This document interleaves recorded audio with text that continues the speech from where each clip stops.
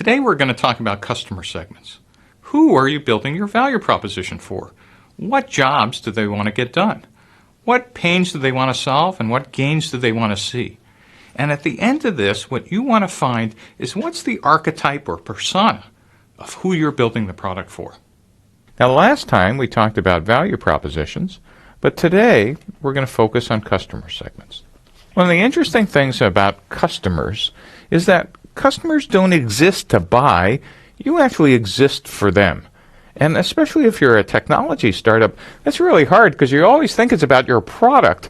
And it's hard to remember that it's actually about the people on the other side who are going to buy. And so one of the things you really need to understand is who are they and why are they going to buy from you?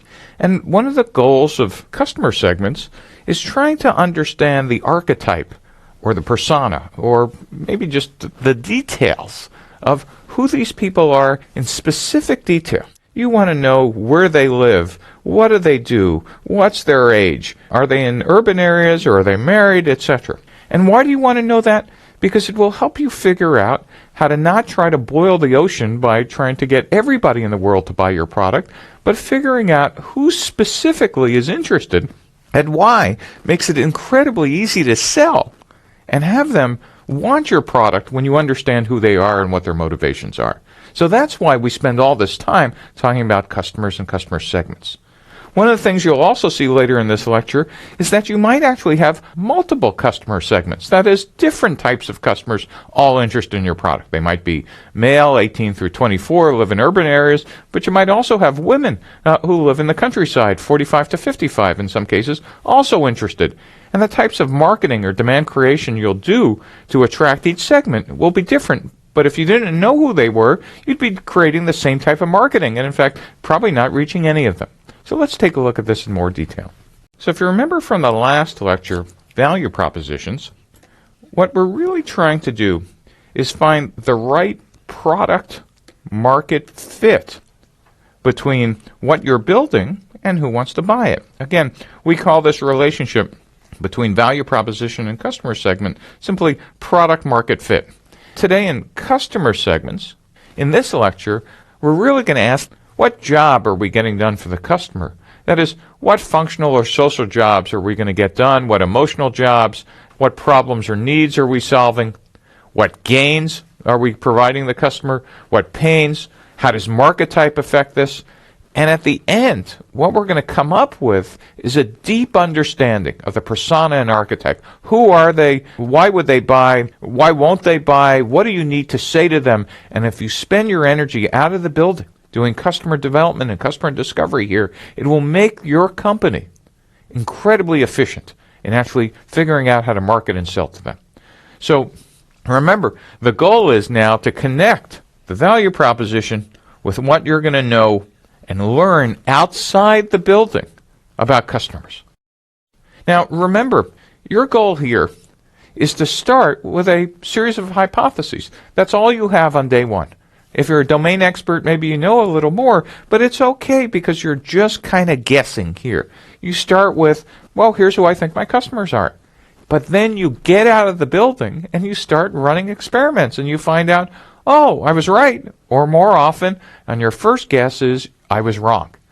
And because we're going to do these experiments cheaply, inexpensively, and upfront, we're going to save all the enormous waste we would do if we waited until we launched the product and did an expensive marketing campaign, and then only then realizing that, oops, these weren't our customers, or these were our customers, but we built the wrong features.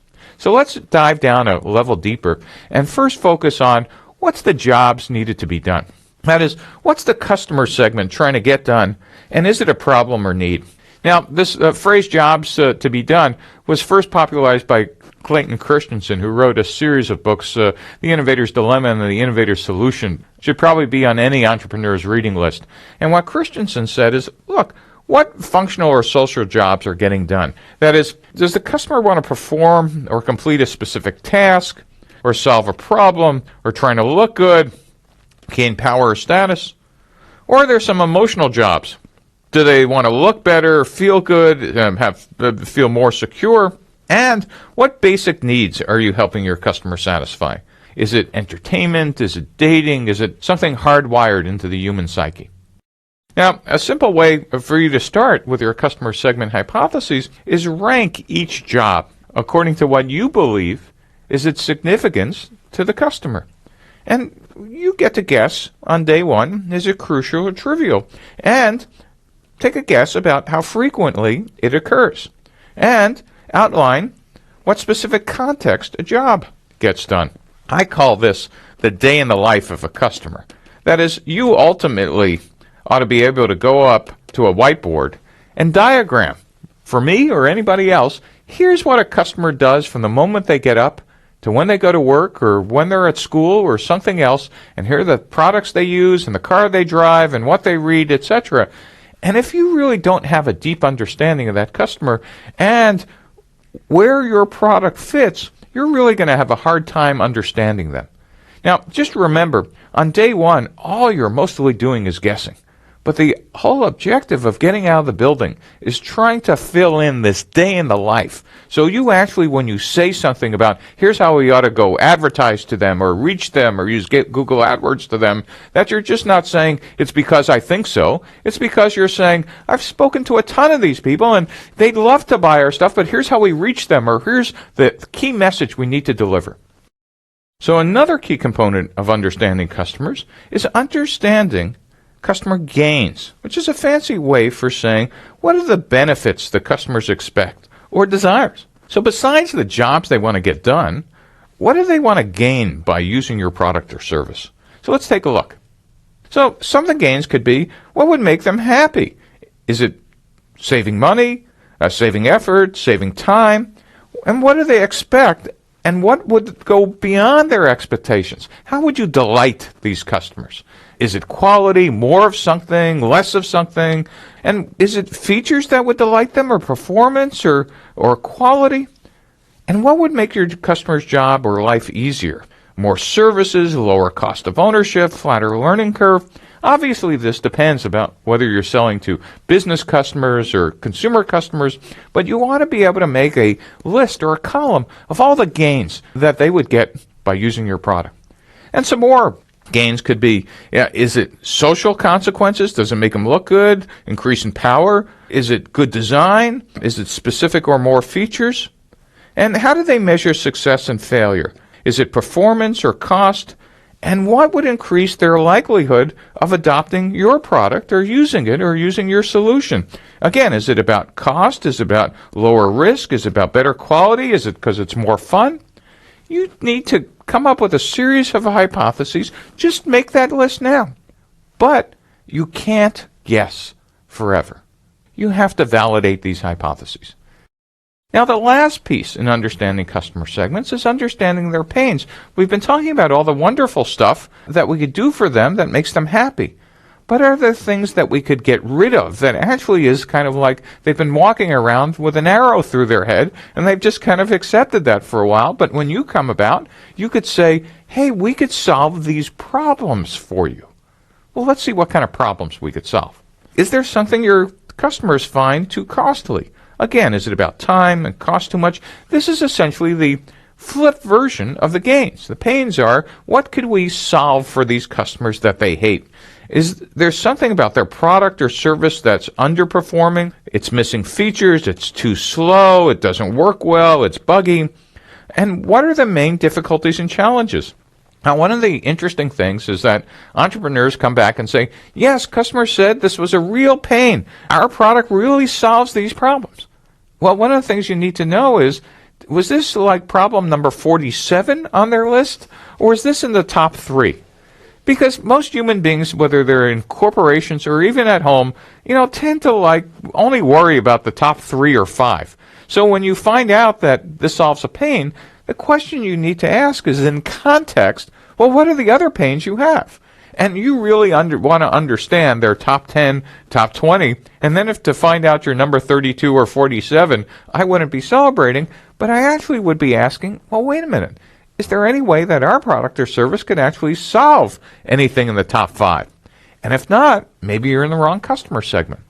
And so you want to understand what's keeping your customer awake at night, Or maybe conversely, maybe you want to keep them awake at night, but you want to figure out what are their big issues, concerns, and worries. And then finally, the last piece is, what are the barriers to adopt your product? Is it costs too much up front? So maybe you have a pricing issue to decide later. Gee, it takes a long time to learn. Or, we're happy with what we have and it's kind of okay. And what makes your customers feel bad? Frustrations, annoyances, etc. And what do they fear? Financial or social risks, what could go wrong, etc. You need to understand all of this.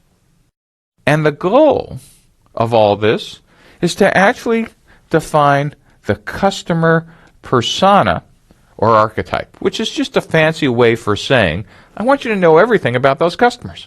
So what could be everything? So at the end of the day, not only do you know about the pains and gains of these customers, but you specifically know who they are. If they're in a company, their position and title, their age, their sex, their role, and consumers could be parent, it could be child. For a consumer, it could be housemate, etc. How do they buy? Where do they buy? How much money do they have discretionary to spend? And again, it's true in companies, and it's true for consumers. In companies, do you know how much each individual department can sign up for? That is, if you've priced your product $1 too high, sometimes it requires the next level of management to sign off. Same at home. If you're trying to sell to kids, do you know what their allowances are and where they get their money and how often they get it? And if you're selling to consumers who are parents, what's their weekly spend on discretionary items? You need to understand what matters to them, what motivates them, who influences them. And this one isn't trivial. The influences them, you're going to go back to this when you do customer relationships later, and it'd be great if you actually knew how to reach these people and what buttons to push when you do. And so if you start asking these questions when you're starting to talk to them, trying to define them, it makes spending for marketing and demand creation, that is for customer acquisition and activation, incredibly easy because you already asked them up front, how would I get you to buy this? So marketing doesn't become some mysterious process later on. Customers already told you, oh, this is how I buy, and this is how much I spend, and here's who I listen to when I want to make a purchase. As I said earlier, to me the goal is actually for you to know enough to confidently go up to a whiteboard and draw the day in the life of a customer. So in understanding our customer segments, it was really helpful to put pictures up and actually build an archetype of who our 3 potential customer segments are. The first one we called Gasol, the next one we called Junior, and then the third we called Becky. And we talked about their age, their income, their demographics, whether they were a buyer or whether they were wearing the jersey as a social statement or whether they were actually a social sports viewer. What kind of fan type were they? Avid, in-season, casual?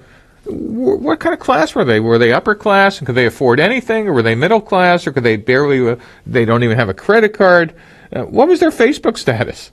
And more importantly, what kind of rental type would they like? And it turned out that it was really helpful to kind of understand our pricing model and our revenue streams. So archetypes really helped us understand our customers, the value prop, the revenue, and some of our pricing tactics. There's some other things to consider in customer segments besides jobs to be done and pain and gain, and that is, who's the customer? I thought we just defined the customer. It's the archetype, it's the persona. But sometimes who's the customer in context is really what we need to know. In corporations, it's pretty easy to understand that you might have someone who uses the product, but they might not be the person who pays for the product. So there might be someone up here, the payer, let's give them a fancy name and call them the economic buyer. So we might be buying software for accounting to use, but it might be the chief financial officer who has to sign off for that. And in between this process, in a large company, you might have people who influence the decisions. You might have people who actually recommend who the vendors should be. You might have a decision maker who's the head of the department, but he still needs to pass off the final purchase to the chief financial officer. And surprisingly, if you spend enough time selling to companies, you might have saboteurs. And saboteurs in a company are individuals or organizations whose jobs feel threatened if a new piece of software or new process or new organization comes in place. And so in complicated business-to-business sales, you really need to know the archetypes for each one of these, even though you might think, oh, all I need to know is about my user. And then you might go, okay, well then all we need to know is about the buyer. As we'll see later, you actually need to understand archetypes for all. Now, if you were kind of rolling your eyes going, well, I don't sell to businesses, I just sell to consumers, this isn't relevant to me, I want you to think of the case of selling entertainment software to teens. Well, think about it. You kind of say, well, the user, well, that's pretty simple. That's the teen. How hard can that be? Well, if they don't have a job, the economic buyer are their parents. And the influencers and recommenders may be their friends. And the decision maker, depending on your family, might be mom or dad or the kid or somebody else in between. And so when we think about business to consumer sales, you also need to start thinking about, is the user different than the payer? The last example is a personal one. I was buying a car, and I thought, how simple could that be? I was the customer. Little did I know, having 2 teenage daughters, that really wasn't the case. Because when I started talking about my car, or potential car, my daughter said, Dad, you can't buy that type of car. We wouldn't be caught dead in it. And I looked at them and said, well, the car's not for you. They said, oh, we just won't even be riding in it. And they said, well, listen, if you buy that car, you can't get that color. And this conversation went on for a long time until finally we were able to make a decision. And I realized that the final decision maker in our household was my wife. So for this quiz, let's consider an example where you were selling business intelligence software into an enterprise customer, a large business. Why don't you match the titles below with the roles of the customers? So here's the answer. The chief financial officer is more than likely the economic buyer. The saboteur might actually be the existing business intelligence group inside of IT or the CIO's department who's actually trying to already build the software, and they might be afraid they're going to lose their job. So in every major organization, you might find people who actually don't want or actively attempt to block a sale. The CIO is more than likely the decision maker. In some organizations, they can actually sign off on large deals, but in this case, the chief information officer was actually going to recommend to the chief financial officer that they buy this software. The report users, the people who actually use the product, in this case are just simply the influencers. And that's kind of interesting to remember because sometimes as entrepreneurs, we forget that the people who use our product are not necessarily the people who even pay for or even recommend the product. And in this case, the recommenders were probably the line of business management. That is, those users worked for a line of business, a division or a department, and the influencers, the people who used it, said to their bosses, we'd really like to have this software, this would work great. And their managers, who didn't have any signature authority or couldn't actually install software, recommended that this actually get bought. Understanding this ecosystem is really important, not only in business-to-business sales, but sometimes business-to-consumer sales as well.